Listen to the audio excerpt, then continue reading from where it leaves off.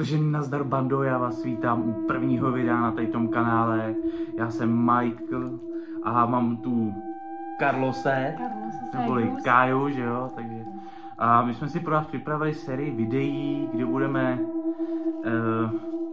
co budeme?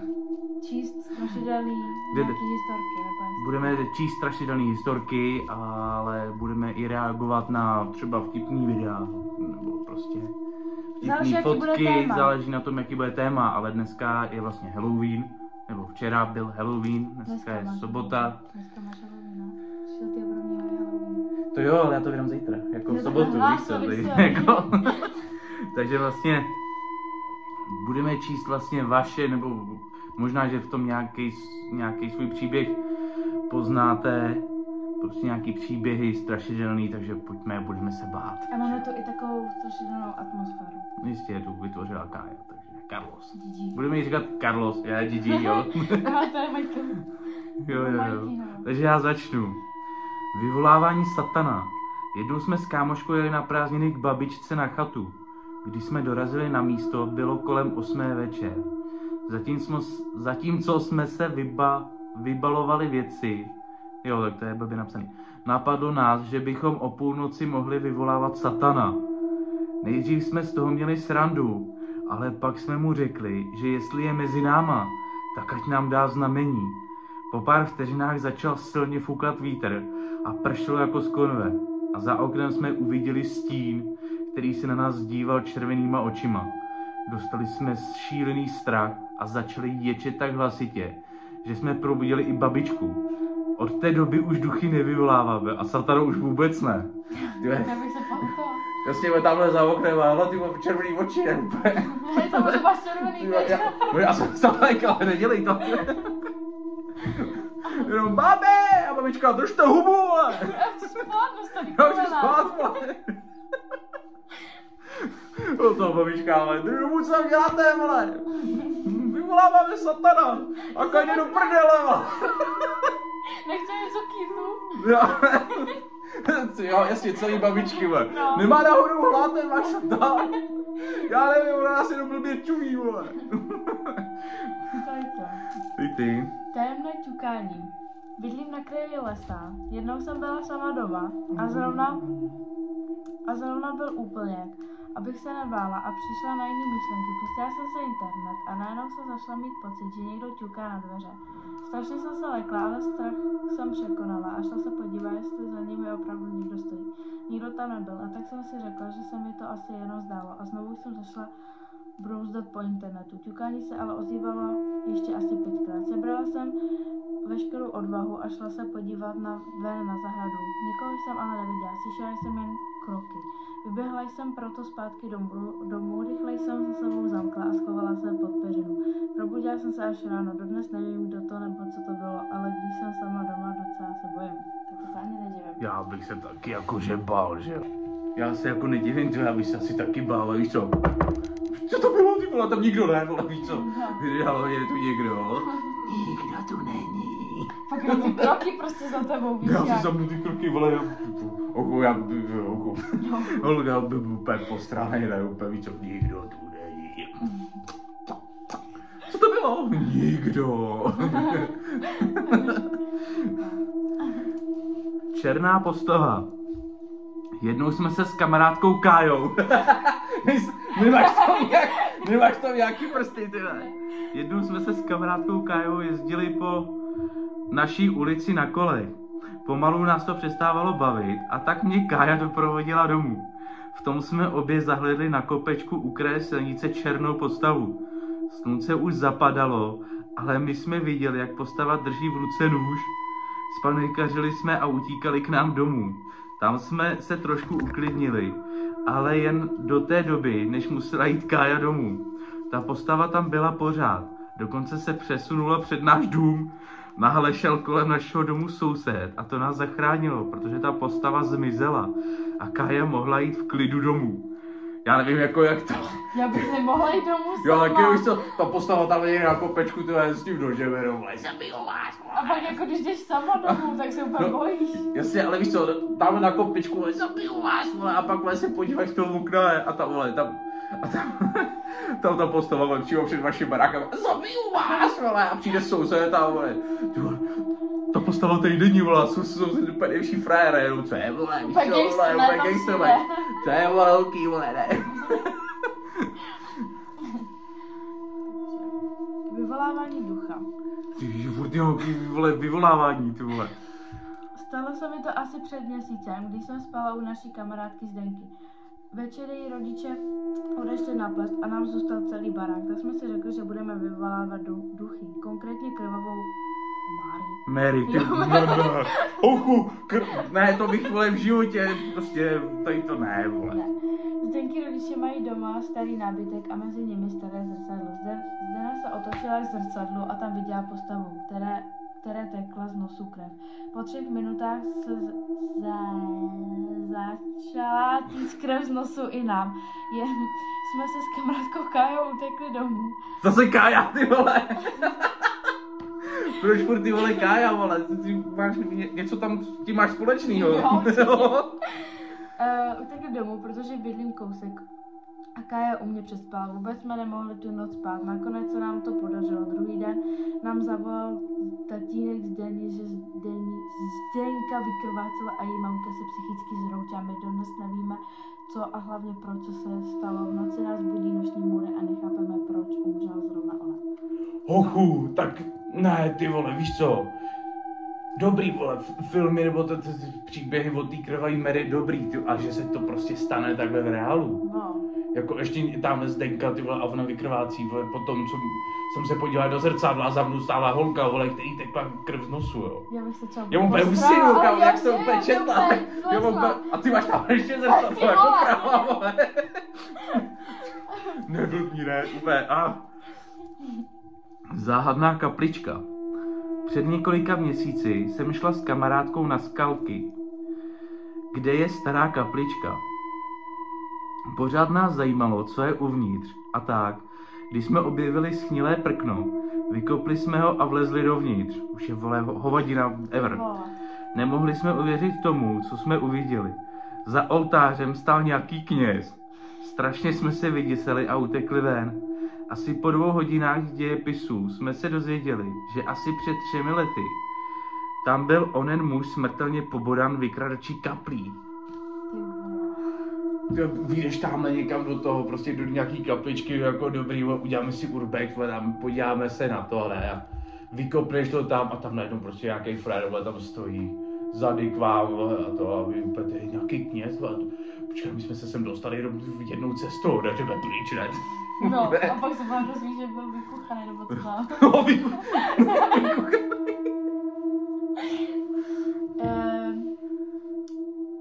Duchu přijď. Bylo to asi před rokem. U jednoho kamaráda jsme vyvolávali duchy. Ani jsme nevěděli koho. Pořád jsme jenom říkali duchu přijď, duchu přijď. Byli jsme u něho v komoře, u toho kamaráda. A najednou se začal hýbat toaletní papír. Začal tam lítat všude možně, svíčka se převalila a zasla. My začali řvát, když jsme vylezli ven z komory a otevřeli jsme okno. A vše bylo zase v normálu, ale bylo to hrozný. Tak to se jako divím. Ty jsi vyvolávat ducha a najednou ti spadne prostě toaleťák, víš. A ještě začne poletovat po tom, jako, no. Co ten důvod, to si chtěl určitě prdel ten důvod, nebo jako, vole, pojď sem, vole, on mi utíká, protože... No. A pak si ti, vole, schodí tu svíčku, ne, co tam spadla, víš co, jenom jako ty, vole, svíčka nevadí, nezačalo toho, že tak dobrý, pojď sem, máš to papírem, vole. No. Nevím, ty vole. Psi. Jednou jsem šla s kamarádkou na Michalovickou putnu a se svým psem.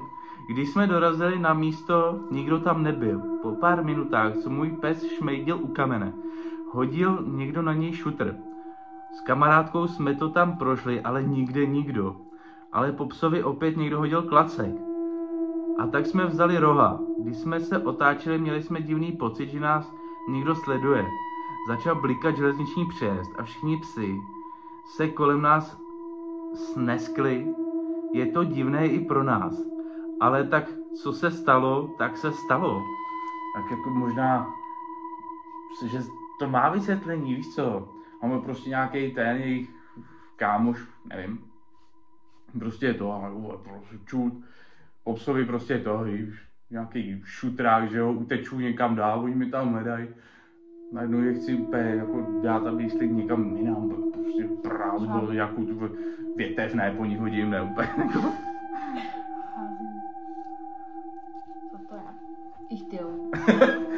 Seš, no. Počkej. Probodávač stěn. Probodávač. Jednou jsme byli se třídou na táboře, něco jako škola v přírodě, ale rozhodně lepší a mohli jsme si celý den dělat, co chtěli. Byli jsme tam už po druhé, jenže tentokrát tam byla i moje nejlepší kamoška. Pak nám někdo začal lakovat a probodávat stěny. S kamoškou jsme ho pojmenovali Ichtyl a namalovali jeho samozřejmě námi vymyšlenou podobiznu. Na zeď chatky. Bylo to vlastně karikatura. Jednou jsme tam měli tábor a úplně všichni byli u táboráku. Pak někdo ve tmě za námi začal svítit baterkou. Najednou se nikomu nechtělo od ohně pryč. Trhali jsme s kamarádkou, ale ona že nepůjde. Po táboráku už tam bylo světlo nebylo a ráno jsme zjistili, že nápis na stěně Nepřibyli. Tam bylo asi zdrhali jsme s kamarádkou, mělo být, ne trhali jsme. Ale jako asi bych taky jako zdrhal, jo, jako když tam mají světlo. A pak tam ty díry v té stěně přibyly, které nepřibyly. Ale přitom tam někdo byl, že? No jasně, no. Nějaký ten, víš co, takový ten Ichtyl, jo, takový Ichtyl a pak a už mám seru, vole. Ne, nějaký tady tyhle, víš co, vole. Ježiši, my jsme kousek od Terezína, ty vole. Vyvolávání Marie Terezie. Jeden den, když u mě doma spala kámoška, chtěli jsme dělat něco zábavného. A aby to bylo nadlouho, napadlo nás, že budeme vyvolávat duchy. Jako osobu to nás napadlo po chvilce, Marii Terezii. Když jsme ji vyvolali, tak se začala klepat lampa. Ale jen lampa. Kdyby to bylo zemětřesení, tak i třeba stůl, ale byla to jen lampa. Báli jsme se a radši jsme ducha nechali být. Ráno, když jsme se probudili, tak jsme byli zděšení. Měli jsme každá po těle pupínky a vypadali strašně. Uvědomili jsme si, že jsme včera neodvolali ducha. Marie měla dceru, která umřela na neštovice. Ty pupínky byly neštovice. Jeli jsme hned k doktorovi a byli jsme tam dlouho. Ty vole. Ale to máš jako, jo, víš co, prostě vyvoláš ducha, ale dobrý, on se ti zjeví nějakým způsobem. A ty prostě mu neřekneš dobrý, děkuju, že ses objevil a my už tě necháme prostě v klidu. Tak prostě jako, jo, prostě řekneš, tady to prostě neřekneš teda, ale prostě řekneš, hele, serem na to už prostě dělat nebudem, neodvoláš, jo. A ráno se probudíš to, úplně celá popupínkovaná, a pak se podíváš na internet, úplně Marie Terezie, dcera zemřela na neštovice, tyhle, popupínkovaný, ne, úplně, a pak vede doktor, to jsou neštovice, to je v pohodě. A vy jenom, to není v pohodě, vole. Jsme vyvolávali, vole, vyvolávání duchu. Dne 21.2. jsem šla ke své kamarádce Kláře. Dohodli jsme se, že budeme vyvolávat ducha po ženy Němcové. Všechno se vyvíjelo, jak mělo, a přišla otázka, ublížíš nám? Ona, že ano. Zeptali... Ano. Zeptali jsme se, jestli se nám ukáže a najednou se v televizi ukázal známý obličej. Byla to snad ona? Asi ano. Potom se nám ještě zjevila na lahvi od koly a my vůbec nevěděli, co dělat. Najednou se nám čarovný kámen začal hýbat a napsal 7 let od úmrtí Báry. Že by bývala Bára, už byl čas Božku odvolat. A tak jsme ji tedy odvolali. Běhli jsme pak vyvenčit psa a pak spát. Kláře v 11 zazvonil v 11:59 budík a neměla ho natažený. A mě začala zase ve 4:14 podivně chrčet. Obě jsme měli strach, co se stane. Dál ráno, když jsme šli do školy, se nám sám od sebe přivolal výtah. Od té doby čekáme, co přijde dál. a radíme vám duchy nevyvolávejte. To je jako rada nad zlato, ty No vole. tak jo. Já jako tady na to prostě jako, nevím, já bych prostě sám o sobě bych nevyvolával duchy. Já mám tady na to jako tady s tím jiný zkušenosti, ale já bych sám prostě duchy jako... Já bych se třeba jako bála, prostě víš jak. I kdybych byla třeba s někým, tak bych se strašně bála, co se stane dál, víš. No jasně, a pak budeš jako ty předtím. S těma bubínkama. Zapomeneš to odvolat a ráno ty tam někde něco to na rozbitou hlavu, ráno se probíš a je, ale vole krev, ne, úplně, ty vole, jak si to stalo, ne, vy jste si, v noci jste se praštěla asi o stůl, Úplně tady o ten rok takhle bam.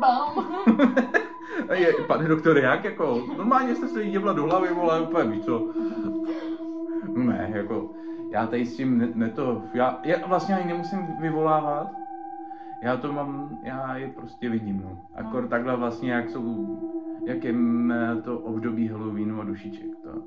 Jako já nemůžu jít to, mě začne prostě bolet hlava, já nemůžu jít ani na hřbitov, zapalit svíčku, nebo to mě strašně rozbolí hlava a prostě vidím to, co tam nikdo jiný nevidí. To je... A taky tam jako dole. Jo, to je zase kapitola sama od sebe. Strašná noc. To je dlouhý, jak týden před výplatou. Stalo se to před 3 lety. Byla horká letní noc. Spala jsem odkrytá v pokojíku mé dcery, které bylo 6 let. A najednou slyším zapraskání parketu. Myslela jsem, že dcerka vstala a chce se jít vyčůrat. Když se takhle v noci zbudí, bývá zmatená a mohla by čůrat i na zem. Tak na ní volám: Adelko, chceš čůrat? A bylo ticho, tak zavolám znovu a podívám se směrem k její posteli. A i v té tmě vidím, že klidně spí, ale parkety praskají dál. A teď přijde to podivné. Jen podotýkám, že mám opravdu velmi jemné spaní a že jsem opravdu nespala, což jsem si do rána připomínala, abych na to, co se stalo, nezapomněla a nebrala to jako sen. Takže protože parkety ještě zapraskaly, chtěla jsem si rožnout lampičku nad sebou a zkontrolovat dcerku. Natáhla jsem ruku a konec, nemohla jsem se vůbec pohnout. Ani prstem u nohy. Strašně mě to děsilo, nevěděla jsem, co se děje s dcerkou. Nějakou dobu to trvalo, snažila jsem se pohnout, zvednout hlavu, strašně to bolelo a nic. Jako by mě někdo držel, jako by nechtěl, abych rozsvítila. Pak to povolilo, byla mi hrozná zima. Přesto, že bylo venku horko, ale i když mi byla zima, neměla jsem studené tělo. Byla jsem z toho až do rána vyděšená a hrozně jsem snad na okamžik... Jo, počkejte, jsem to skončil. Já jsem se teďko ztratil. Vyděšená a hrozně jsem se bála. Nejsem ani hysterka, ani věřící, spíše realistka. A tak jsem se snažila najít příčinu. Dokonce jsem si myslela, že jsem snad na okamžik umřela. Nikomu jsem to nevyprávěla, stejně by nevěřil. Ale asi před rokem, když jsem se sešla se svojí sestrou a povídali jsme si, mi vykládala, co se jí asi před 2 lety v létě stalo a že jí to nebudu věřit. Na chlup to samé, jen s tím rozdílem, že ona spala vedle syna na manželské posteli. Bohužel jsme si ani jedna nevzpomněla na přesnější datum. Zda to nebylo náhodou ve stejný den. Ty vole.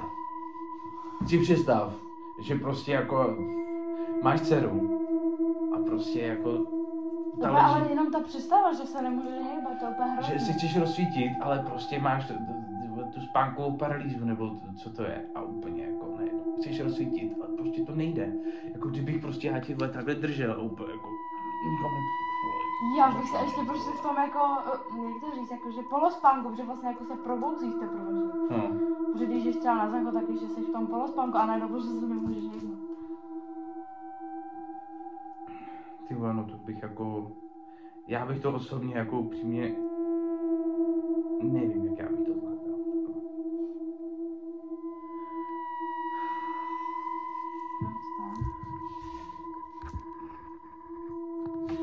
Tady to mám číst? Jo. Když jsme se koukali na film Natka a Lucka, Byly asi 2 hodiny ráno a já spala u mojí nejlepší kamarádky. Kamarádku napadlo, že se budeme koukat na kruhy. Na kruhy, ty vole. V noci ve 2 ráno, vole, podíváme se na horor, ne?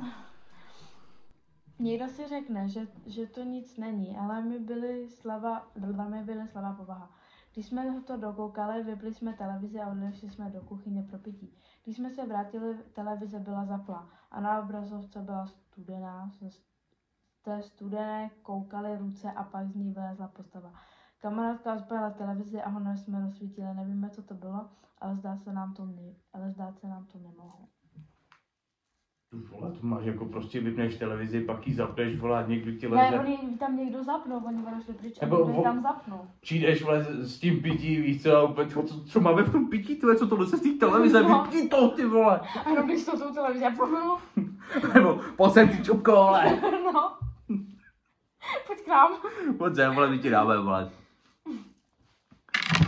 Tak jo, to by byly strašidelné historky a my se uvidíme u dalšího videa, kde budeme rozebírat třeba nějaké fotky, uvidíme třeba, jestli strašidelný, že zůstaneme tady v tom strašidelném kontentu. A nechci říct, co se ti stalo na Mácháči, jak tam někdo blikal tím světlem. To bychom řekli třeba příště, Tak jo. Tak vám se vám to líbilo, naše první video. Jo, určitě, hoďte tam like, hoďte tam odběr a my se uvidíme příště u dalšího videa, třeba u něčeho zábavnějšího, u něčeho vtipnějšího, aby jsme se jí trochu zasmáli a ne se jenom báli. Protože já se docela bojím toho za mnou. Je, protože to je taková maska a to je druhá maska. To je druhá maska. Tak jo, ale tak se mějte a... Majky a Carlos. Majky. Papa. Carlos, Terminátor Memo. Carlos a Gigi. Gigi.